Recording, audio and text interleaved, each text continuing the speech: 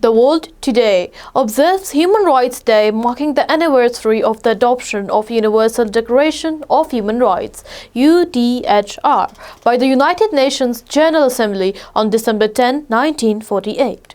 The UDHR, it is widely regarded as a historic charter that defines the fundamental rights and freedoms of all human beings.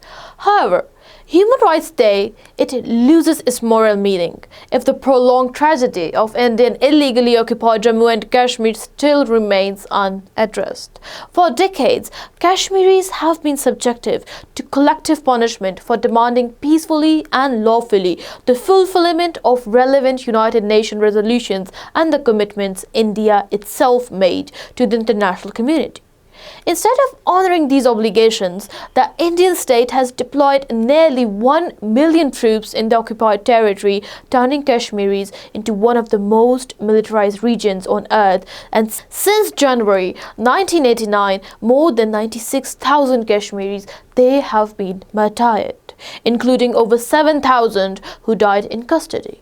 More than 110,000 homes have been demolished and nearly 180,000 people arbitrarily arrested and 22,000 women widowed and more than 11,000 subjected to molestation or sexual abuse.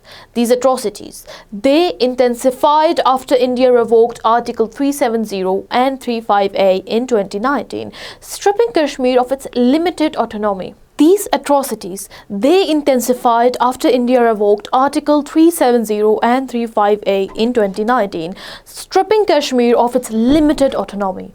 And since then, over 1,000 Kashmiris, they have been martyred, more than 22,000 arrested and over 1,000 structures destroyed, while systematic efforts to alter the demographic composition of the region still continues.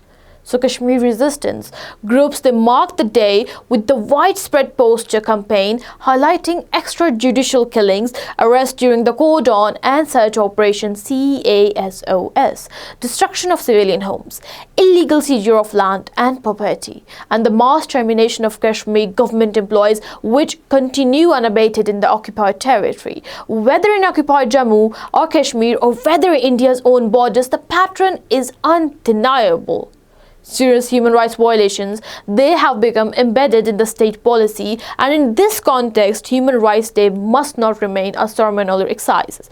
It is a challenge to the conscience of the global community. And the real question is whether the United Nations promise of dignity, freedom and justice will ever be honored in practice, or whether it will continue to exist merely in declaration documents and hollow speeches.